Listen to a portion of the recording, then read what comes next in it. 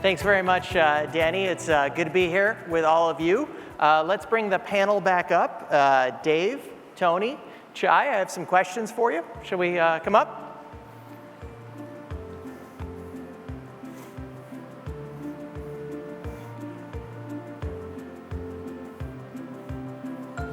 Welcome back. Thank you.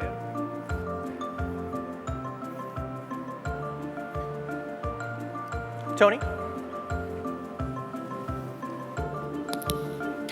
It is so good to be back here in Singapore. Good to see you. Welcome back. All right. I'm going to ask a pretty simple question first, and the three of you got at this a little bit during your remarks earlier, but I want to bring you back to the worst of times during COVID. And Dave, it might have been better for you because you were building an airline back up, but Tony, that day that you were crying, if you could each tell me the worst day of the COVID experience and kind of what you learned from it and how you got back. Tony, do you want to start? I didn't actually cry. That was just for effect. I'm not sure there's a worst day. The whole period was just the worst period of my life. But, in 21 years, we never let go of any staff. And to make people redundant when they did nothing wrong and to put people on furlough was the toughest thing for me. Now we've got most people back, which is great, but what do you say to people who've been incredibly loyal to you for 16, 17 years who actually did nothing wrong? But to survive, we had to cut costs and we had to let people go. So that was probably my lowest point, because until that period, we were an airline that was just growing, and we never had any redundancy. But in this case, it was not due to our fault. It was not due to their fault. It was just an extenuating circumstance. So that was probably my lowest point. Chai, what about you? You were trying to turn around an airline during this period. Was there a particular low point, a day when you were worried about the future of the company and wondering, what would happen? Yes, if we look back, the worst in terms of the cash flow, because cash flow is the most important, because it represents the daily health. The lowest cash flow that we ever have, not only the pandemic, but in the history of Thai Airways, down to 6 billion Thai baht. 6 billion is around 260 Sing dollar. But our monthly expenditure is around 300 Sing, which we can survive only 1 month. That's very crucial, and that's for the company. But for myself as a person, the most sadness period is in March and April last year, because at that time we have to issue the separate program to our colleagues. 15,000 people have to be out of the job. That's my personal painful. And then what about you, Dave? I mean, I would imagine in your position, COVID might have been the greatest thing to happen to an airline that needed to reinvent itself. But was there a day when you wondered, why did I leave Bain for this? Yeah, look, we spent 2 years in hibernation preparing for the post-COVID period, right? And it was a period of intense effort and preparation as we waited for Australia to be fully vaccinated and then open up to domestic travel. And we were all set for that to happen in end of 2021, beginning of 2022.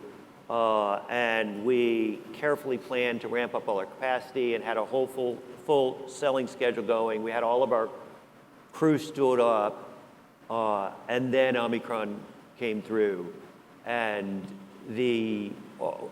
because we're out of hibernation, we had all the costs associated with a large domestic operation. And then right about January, the intakes dropped to next to nothing. And so all of a sudden, even though we'd been well capitalized, we're starting to wonder how long is this going to go, and are we really going to run into a problem? And that lasted for about 3 to 4 weeks, where there was almost no bookings. And then slowly in mid-February, there's a small pulse, and then by April we couldn't get enough planes in the air. And so there was this short period where we had all the flying and none of the revenue. And as all the airlines around the world experienced at one point in COVID, that is not a fun place to be. Great, thank you. So it's been 3 years since the beginning of COVID. It's been a very choppy recovery all over the world. Tony, you were pretty bullish earlier. We're sure this is over, right? I mean, if you see bad news coming from a certain country or a pocket of virus here and there, do you see booking flows change, or are people just back and it is over? No, I mean, look, this has left a big scar. I think what's different is, certainly my airline, the booking curve has changed quite dramatically. So people would have booked much further ahead. Now they book closer because there's still a bit of uncertainty there. And when there is noise, obviously when China being the last place that kind of had a big outburst, it certainly affected a bit of demand. But I think for the most part it's over.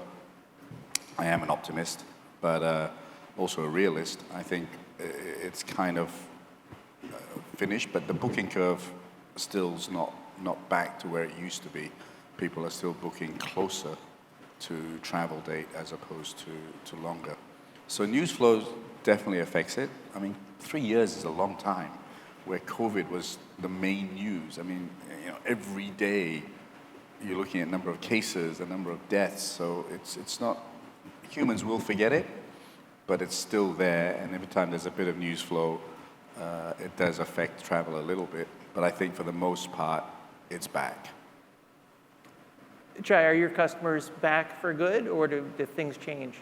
I think it changed a bit because in the past, before pandemic, the advance booking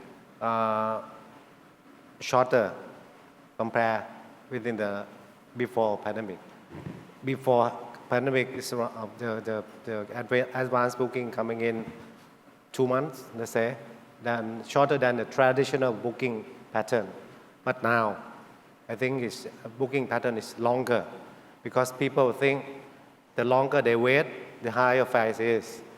So I have a lot of friends asking me they are trying to book Bangkok to Japan, Bangkok to Europe in September, in October. It's no seat. So so people or the customer change their mindset. In the past, shorter, better, because the airline competing each other, dumping the price when the flight day is coming closer. But now it's another way around. The passenger booking for longer advance booking to secure their seat, because they think the shorter, the more expensive of the fare. And then Dave, Australia has been a little bit open for a little bit longer. Is this all in your rearview mirror, or is there still some choppiness? No, look, Australians love to travel. It's a huge country, and people have the means to move around, and they really want to. And what we see is sort of the discretionary leisure VFR travel is well above 2019, and there's no signs of it sort of falling back. And so with people having been denied the ability to travel for several years, sort of the revenge travel, or whatever you want to call it, is now actually sort of normalized at a significantly higher level. Now, look, are people scarred from that experience? I think there's always going to be some residual element of wariness that if something new comes along, people probably react more forcefully to it. But right now, people are just happy to be able to get around, and we don't see that slowing down anytime soon. Now, to the panel here, revenge travel, it's still going strong in the United States, where I'm from, and we've been out of the pandemic, at least mentally, for a long time. But this idea of relying on revenge travel for demand, this cannot last forever, right? Is there an end point where you think that demand is going to normalize? How long do you think this is going to last? Well, Tony, do you want to try? I don't think, this revenge travel, I think people now value travel more. And so it's definitely, from our studies, travel is the #1 discretionary spend, even above fashion and going out to restaurants. So I think this demand is here to stay. Now, all airlines haven't got all their capacity back. So there is, a lot of that. And I think when capacity comes back, whether that capacity is filled by this travel demand is to be seen. But from my estimations, I don't think it's revenge travel. I think people just are traveling more and want to travel, and I think they value travel much more and they pay for it more because we didn't have it for 3 years.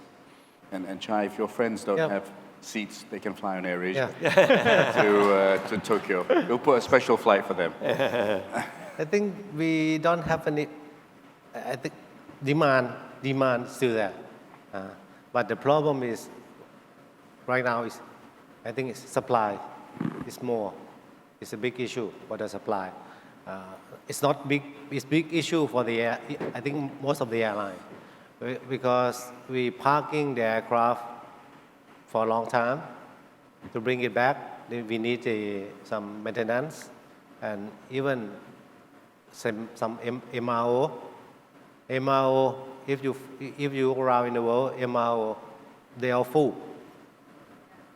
So I think demand is a pressure for the market that we cannot serving the supply.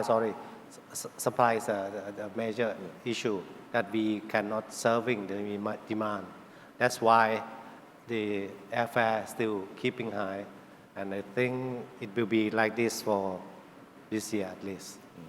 And maybe I just echo what Tony said. I think that our view is that this is a new level of demand based off people having evaluated what they really care about, what they want to spend their discretionary money on. And we think that travel is now higher on that list, and that's going to persist for, until something else changes. And that's despite the fact that fares are sort of significantly higher than have been historically due to sort of the supply demand and supply chain constraints and all those other things. And so we don't see this as a one-time bubble. We see this as the new normal. Great. Chai, I have a specific question for you because I like to travel a lot. I like to be in a premium cabin. I'm sorry, gentlemen. First class is back on Thai Airways. What trends are you seeing that kind of buck the trends that we're seeing in the rest of the world? Why bring it back? Actually, we have first class only 3 aircraft. Those 3 aircraft is a 777-300ER, which we ordered before pandemics. We have 3 classes: first, business, and economy. At the beginning, we're thinking, should we retrofit back to all business class and economy? Then we foresee that traffic will coming back earlier or faster than we thought. Then we bring those 3 aircraft into the traffic. But in the future, I think for the seat manufacturer, they are a lot better to make the business class more or less almost equal to the old days first class configuration. For Thai Airways, we are under the study because right now we are aircraft manufacturer, both Airbus and Boeing. They have a problem for produce the new aircraft within 2-3 years. We can get only the used aircraft to increase our capacity, which limited our investment in the new seating. But for longer term, for 5 years onwards, we understanding that should we keep the first class or not?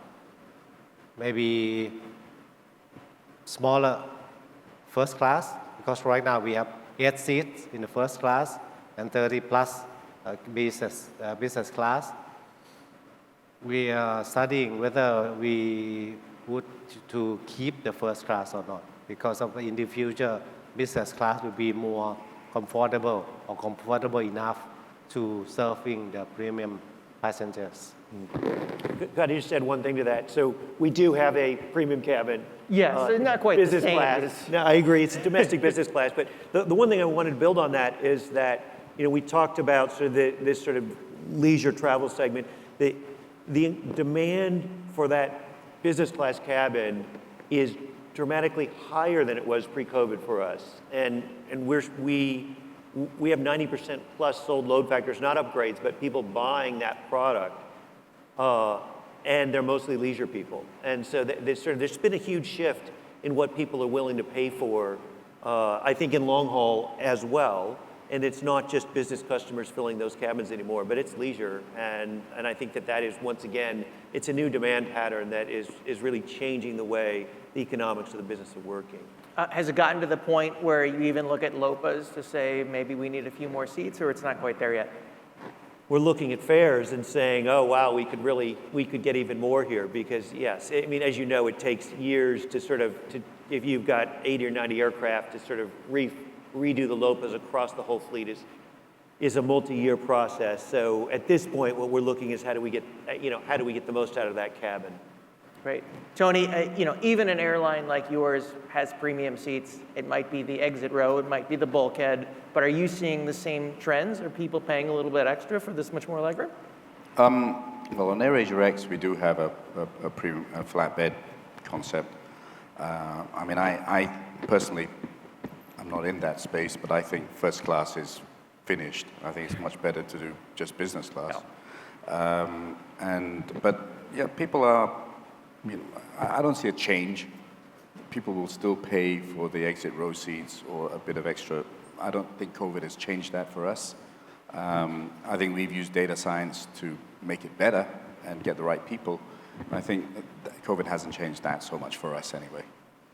Tell me also about low-cost, long-haul. I mean, I know that you've had some issues with it in the past. What do you see as the future for that? A lot of the network airline executives say it's just a model that doesn't work. You still disagree? Well, we had a record profit from both our Thai subsidiary and our Malaysian subsidiary in AirAsia X. There's a misnomer calling it long haul. We're not going to do Bangkok, London but we're doing a lot of medium haul. It's really Asia. So, I mean, when we consider Australia part of Asia, I'm not sure whether they do, but we do. And sometimes they do, sometimes they don't. Depending who's prime minister in Australia. Better stop there right now. Yeah. Australia's a big market for us. But really, Asia is, you can do Europe in 4 or 5 hours, but you can't do Asia in 4 or 5 hours. So actually what AirAsia X is really a medium haul airline. It's 7 hours is our kind of sweet spot. I would agree. I don't think a flight from Kuala Lumpur to London or Bangkok to London is really where we could make a lot of efficiencies. But on 7 hours, we can. And we have a great aircraft in the 330. We're big believers in that aircraft. And, we've got the right cost structure now. And, as we talk, the demand for Japan and Korea and all these places and Australia is really back in a very strong way. So we think the medium haul model works.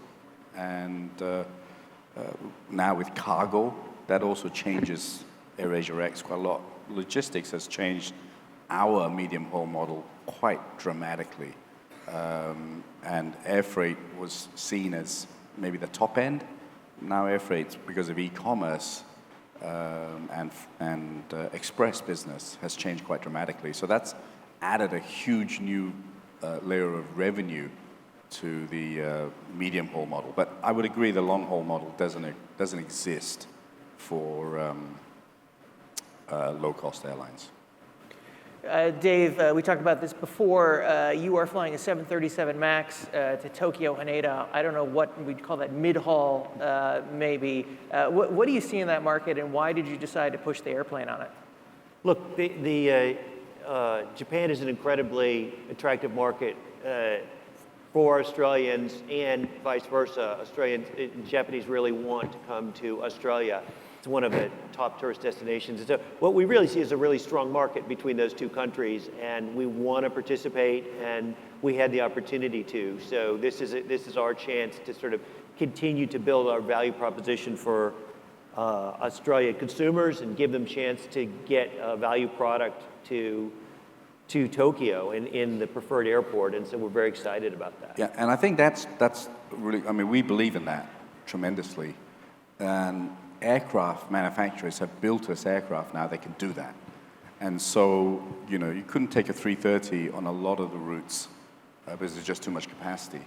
But with the 321, which is the equivalent to the MAX 9, and very soon Airbus is coming out with which I think is a killer product, the XLR, that changes the whole kind of mid-haul, long-haul stroke market, right? And so I think there's a massive opportunity for airlines such as AirAsia X with the advent of new kit. A lot of this was constrained by having too big an aircraft for a lot of these routes. But when you have a 250-seat, 230-seat, configuration, and to do 6-7 hours, it changes the whole economics quite dramatically. And so I think there's an enormous amount of growth, especially in Asia, in this mid-haul market. Now, a few of you have touched on the Japanese market. I think the conventional wisdom is that inbound tourism is doing pretty well, and Japanese tourists tend not to be leaving the country. There's some question about how long this will last. How is Japan performing, and what do you see the future for it? Tony, do you want to start? I disagree. I think our flights are 50% Japanese, 50% origination of country, with, of course, some mixtures of other nationalities going in. I think Japanese are traveling as much as the Koreans and soon the Chinese. I think even more so to our part of the world. Probably less going to America and Europe. I think with the globalized situation that we have right now, I think we are benefits, all three of us actually, are beneficiaries of people staying in Asia more. And I see a lot of Japanese and Koreans and Chinese all returning to our parts of the world, especially Thailand. Chai, do you agree? Yeah, yes. On top of that, as a country, Thailand and Japan, we are, in terms of distance, seem to be quite a distant, 5-6 hours from Bangkok. But in terms of our relation, country relation, and people relation, we are very close. Our culture is almost the same, very close in terms of culture. That means a lot of Thai love to travel to Japan. They love Japan culture, they love Japanese food, or vice versa. Japanese also love to travel to Bangkok, to Thailand, because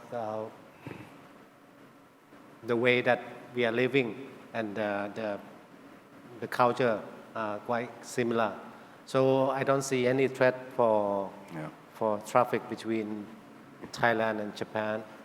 I think it's very sustained traffic between these two countries. Yeah, and I think even the Japanese airlines have created kind of low-cost, medium-haul subsidiaries to take Japanese into our part. So I think that's a good sign.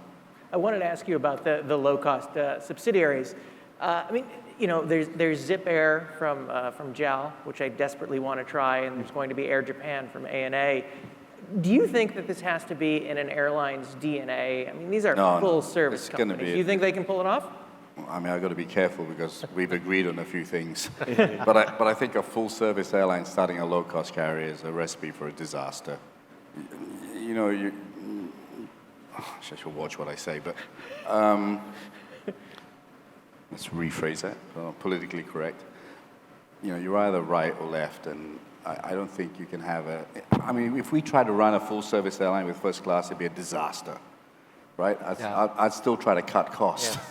Yeah. You know, we'd give fake caviar instead of real caviar, right? Yeah. We should know where should be, where is the place that we should live. We cannot be anywhere, everywhere. Yeah. We should select the market and the position that we are strong enough. See, airlines have been destroyers of capital because generally they've been monopolies, and so when a new business model comes, they want to be in there as well. And focus, it's focus. I mean, if you think, you know, in AirAsia, all our seats are first class, right? But, a lot of airlines have first, premium, now premium economy, and economy. That's 4 business models in an aircraft. And that's tough, you know. And then you want to go and then if you think about some airlines, they have 380s and turboprops, and some of their 330s have different types of engines. You know, the complexity has led to destruction of capital, and I agree with my erstwhile Thai colleague that airlines should focus on what they do best. And I think if you try to spread yourself too thin, it'll be a disaster. It's not in your DNA. Dave, you don't know anything about entering complex airlines, do you? Well, yes. Obviously, as I spoke about earlier, you know, the whole strategy behind Virgin's sort of repositioning was moving us to do exactly what that my panelists talked about, is sort of focus on one thing, lower the complexity, and do it well. And sort of we're focused on one aircraft type, flying Australia domestic and short-haul international, and serving the value segment. And so we think that that's the thing that we do well, and we let our partners do the other complex bits, either in the regional space or in the wide-body international space. Great. So, Tony, I'm curious because you're very honest with the way that you answer questions. There have been several, you know, legacy flag carriers in Asia that have had pretty good years, and they send press releases about how much money they made, and they've turned things around. Have these flag carriers actually turned things around, or are they just the beneficiary of really good times? Hey, I've been really well behaved. Do you mean Thai or other? I don't necessarily mean Thai, no. I want to get ID 90 from Thai. Yes. So I'm not going to say anything. Look, one of the big problems in the airline business has been distorters of capital, and governments have been distorters of capital. They've kept business models that shouldn't exist. The business model, as Thai Airways is, he's going through the pain to create a business model that works. In the past, the business model stayed because governments just pumped in cash. There have been 2 distorters of capital in my career. One is these tech companies that just have enormous amounts of cash given to them by private equity, and so they give away their product, and it's not real pricing. And the second is government-owned airlines that received a lot of that. I honestly think that's over. It's for the best part, you know, and I think what I see is a much more rational space. And I think, you know, I think Malaysian Airlines is doing a very good job, and I think Thai is doing a very good job. You know, I think he should close down Thai Smile, but and Malaysian Airlines should close down that insect airline called Firefly. But you know, that is up to them. But he did say focus. But I think the legacy carriers are doing well, and more power than we want everyone to do well. There's a market. You know, people who fly on Thai don't want to fly on AirAsia. And so we just got to say, well, this is the market size for people who want to fly premium, have the right number of aircraft, and price sensibly. And those who want to fly low cost have the right number of aircraft. And I think there's a market for all of us. It's a booming, this is a time for Asia. We should be pricing sensibly, returning capital to shareholders, and not relying on governments and subsidies. So I think, you know, one of my great optimisms in the future of the airline business is people are running their airlines sensibly. And, you know, more and more airlines are realizing that this is my core space, and this is where I'm going to go after, and this is the capacity I should have, and this is the price I should have. It's a simple economic theory. So I do think the legacy airlines are doing better, because I think governments are fed up, and plus cash is tighter for most governments, and there's lots of needs. Government has to do lots of other things as well than just service national carriers. And so I think it's a great period for the airline business. Great, thank you. So we've been going for almost... You didn't expect that answer, did you? I did expect that. Yeah, you lost for words. All right, so we've been going for almost 2 hours today, and I know that this is supposed to be a technology conference. Nobody has blasted Airbus, Boeing, or an engine manufacturer for Airbus not is delivering over the product that they offered. And, you know, I feel like this capacity and demand, mismatch here is partially due to that. Does anybody have any words for Airbus, Boeing, or their... I don't know Boeing, but they said hello to me outside, which is great, and they're good guys. Obviously, I know Airbus very well. I mean, the Airbus have been making tons of aircraft. The demand is there, right? I mean, I think sometimes they made too many aircraft. But no, I don't think the capacity problem is MRO problem. When you haven't used your plane for 3 years and suddenly you've got to put 200 planes or 500 planes back into the system, that's the capacity problem. I don't think it's a manufacturer's issue, to be fair. Of course, there have been issues in both with supply chains, et cetera. But, you know, if you take the engine situation, here's a classic situation where, GE let go of a lot of people, skilled people.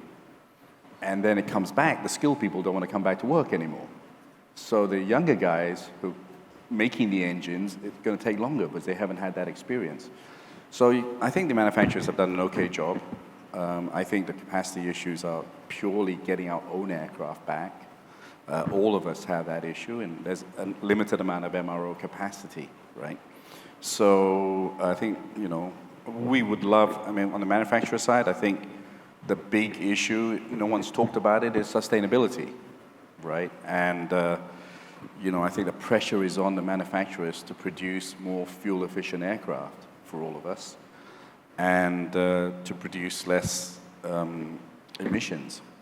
So, and to find more sustainable fuels, right? I'm not a fan of sustainable fuels yet, because there's just not enough of it. And the price is too high, and I'm not into tokenism, just fly one flight and send a press release out and say, we're green. That's all. But we are the most green airline because we have the most number of seats per square foot. We can put 250 seats into one Singapore Airlines first class seat. So environmentally, we are the greenest airline out there. Yeah. So I think manufacturers from capacity are doing a good job, to be honest. I think they can do a better job in terms of sustainability, but it's not easy to suddenly make an electric plane or a hydrogen plane. So, but I don't have any complaints with the manufacturers. Maybe I just build on that slightly. We have a significant order book with Boeing, MAX 8s, MAX 10s, and sure, we'd love to get them sooner, but it's hard to throw stones. We have all had our issues with our workforce, our supply chain, sort of how we get things done, our own planes, and so the fact that it's more difficult for them to sort of get back to the sort of production rates that they had historically is just the same that we're all experiencing. So I think they're managing it the best they can. Yeah, it would be great if that was even faster, because it's a key part of our strategy. Obviously, it's more sustainable, lower cost, all the benefits of new aircraft, but we understand the challenge that they face. A question for all three of you. Do your customers care about sustainability? I know it's a big deal in Europe, a little less in the United States. Do you think it matters to them at this point? Do you think we'll get there? Well, I think that there's not one customer. There's some customers care passionately about it. Some, care about it, but less so. Some are really not that focused on it yet.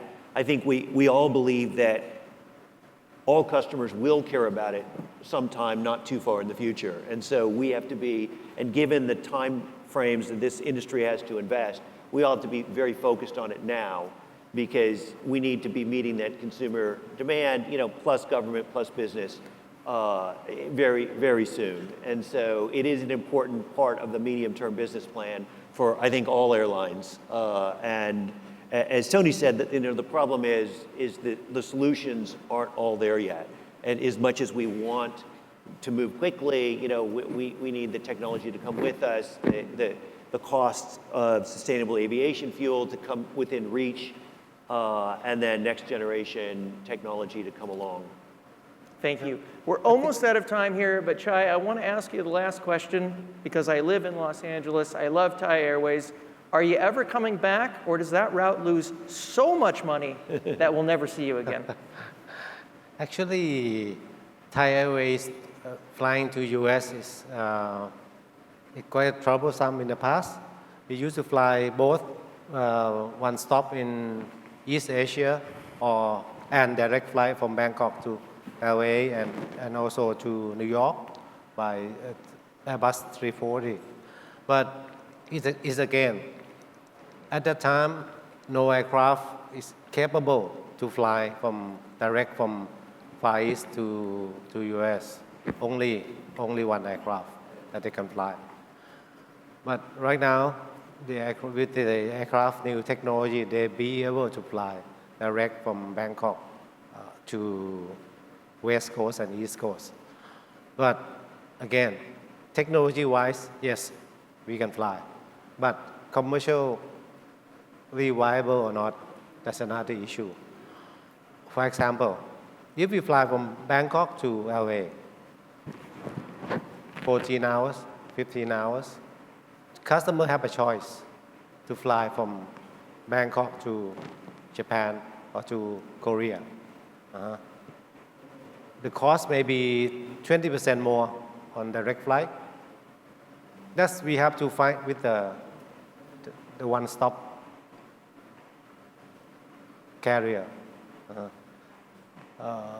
Second is, as you know, Thailand is still in the Cat 2 with the US countries. We cannot fly to US because it's a leg flag from the FAA. That's still unsolved issue for the time being. But even put aside those factors, I think as I said earlier, we should focus where we should be. US market is too peripheral to Thai Airways. We still have a lot of partners, like on the Pacific Ocean, we have ANA, we have EVA as a partner, flying to US, flying to Canada. Atlantic, we also have a Lufthansa. Why do we have to expand to the market which is not our strong point? That's too difficult for us. And on the other factor is the time slot. If we decided to US, flying to US, that means we need to have at least daily flight, at least. That's the issue of time slot. We couldn't get time slot outside of Japan and Korea. I think there's a no. I think that's a no. I think that's a very rational answer. I just not say- for the time, very short term, not very short. Can I just say something on the Sure. the green thing? I don't think people care right now, but I think they should care. And I think at AirAsia, we want to educate people because we think it's important and they should know. We're limited to what technology is, but I think what we're going to try and do is optionality to start with. Give people a chance to know what they do and then allow them to contribute towards carbon credits. I think there's another whole issue there and where those carbon credits go. And I think ICAO and all these other guys have to really buck up and really do projects that I don't want to give my carbon credits to some project in New Zealand. I want to give it in Thailand or Malaysia or Indonesia. But I don't think many people really care about it, but I think they should, and eventually they will. And I think the airlines have to do a part in publicizing it and be transparent, don't hide, and let people know, and give them the optionality first And then I think, and make sure that those carbon credits go into decent projects. Thank you. Thank you very much. We are just about out of time. I have a couple of quick announcements. There's a workshop from Pros at 10:20 in the retail theater, and then this conference will resume at 12:10. And Good before meeting you. then, See you. there is a Yes. roundtable zone on the exhibition floor. Thank you very much to the panel. This was lots of fun. Thank you both. Thank you. Thanks, everyone. Thank you. Great. Thanks very much.